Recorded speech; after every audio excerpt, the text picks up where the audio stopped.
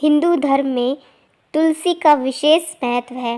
शास्त्रों के अनुसार तुलसी के पौधे में माँ लक्ष्मी का वास होता है और भगवान विष्णु को तुलसी अति प्रिय है।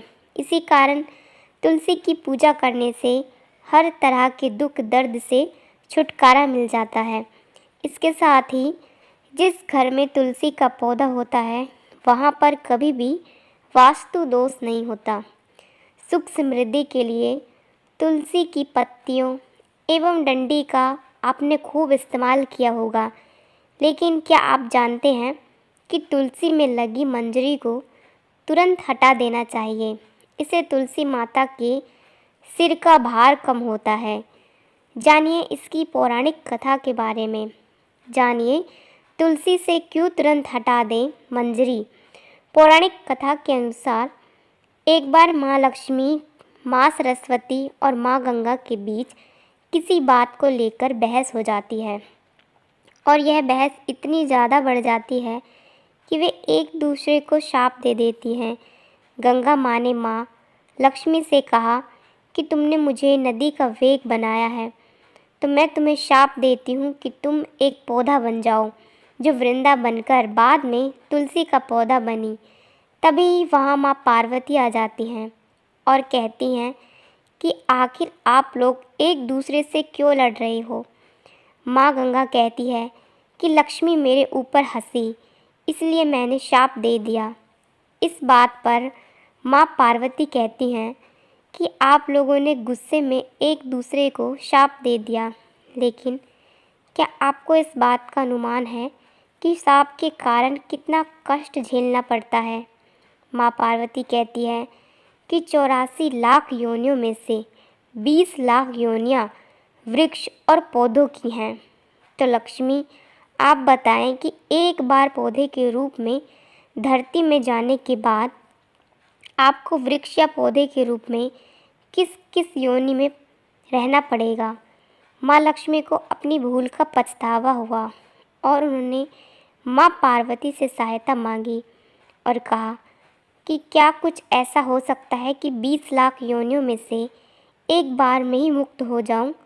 ऐसे में माँ पार्वती ने कहा कि इस शाप का हल मेरे पास तो नहीं है, लेकिन इसका हल महादेव ही बता सकते हैं। महादेव ही हैं जो हर तरह की योनि से छुटकारा दिला सकते हैं। तब माँ पार्वती ने भोलेनाथ से कहा कि कोई ऐसा उपाय बताइए प्रभु कि लक्ष्मी तुलसी के पौधे के बाद किसी अन्य योनि का दुख न भोगे। तब महादेव ने इस उपाय को बताया। कार्तिक माह में लक्ष्मी जी तुलसी के क्यारे के रूप में प्रकट हुई। कहा जाता है कि द्वादशी तिथि के दिन तुलसी के पौधे में लगी मंजरी को तोड़कर शालिग्राम को अर्पित कर दें। ऐसा करने से माँ लक्ष्मी को पौधे की योनि से मुक्ति मिल जाती है और वह किसी अन्य पेड़ पौधे की योनि में नहीं जाती हैं और मोक्ष पा लेती हैं। इसके साथ ही ऐसा करने से व्यक्ति को माँ लक्ष्मी सुख समृद्धि, धन संपदा एवं ऐश्वर्य का आशीर्वाद देती हैं। तुलसी मंजरी को भगवान श्री कृष्ण को भी चढ़ा सकते हैं। ऐसा करने से माँ लक्ष्मी के साथ भगवान कृष्ण भी प्रसन्न होते हैं। तुलसी के पौधे को बहुत पवित्र माना जाता है। मान्यता है कि तुलसी के पौधे में माँ लक्ष्मी का वास होता है। जिस घर में तुलसी का पौधा होता है वहाँ माँ लक्ष्मी और भगवान विष्णु की कृपा दृष्टि बनी रहती है। धार्मिक दृष्टि से नियमित रूप से तुलसी के पौधे की पूजा करने से माँ लक्ष्मी का आशीर्वाद प्राप्त होता है एवं विशेष लाभ मिलते हैं। तुलसी की पत्तियों के साथ साथ इसकी मंजरी भी बहुत महत्वपूर्ण होती है। तुलसी की मंजरी के कुछ उपाय करने से माँ लक्ष्मी की कृपा होती है और धन संबंधी समस्याएं दूर होती हैं। तुलसी की मंजरी के उपाय। सनातन धर्म में तुलसी के पौधे को बहुत शुभ माना जाता है। तुलसी के पत्तों के साथ साथ इसकी मंजरी भी विशेष फलदायी होती है। मंजरी के उपाय से माँ लक्ष्मी की अपार कृपा पाई जा सकती है। आइए जानते हैं तुलसी की मंजरी से जुड़े कुछ फलदायी उपाय।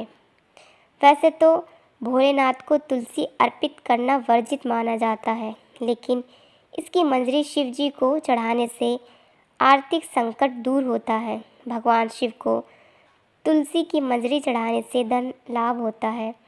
पुराणों के अनुसार भगवान विष्णु को तुलसी बेहद प्रिय है। मान्यताओं के अनुसार भगवान विष्णु को मंजरी अर्पित करने से मोक्ष मिलता है और व्यक्ति को जन्म जन्मांतर के पापों से मुक्ति मिल जाती है। खर्चों से परेशान रहते हैं तो गंगा जल में तुलसी की मंजरी मिलाकर उस जल को पूरे घर में छिड़के। ध्यान रखें कि मंजरी के दाने गलती से भी पैरों के नीचे न आए।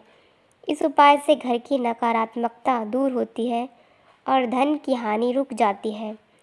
हर शुक्रवार के दिन माँ लक्ष्मी को तुलसी की मंजरी अर्पित करने से माँ लक्ष्मी प्रसन्न होती हैं। इस उपाय को करने से माँ लक्ष्मी घर में हमेशा वास करती हैं और उनकी कृपा से धन की कमी दूर होती है। माँ लक्ष्मी भक्तों की हर इच्छा पूरी करती हैं।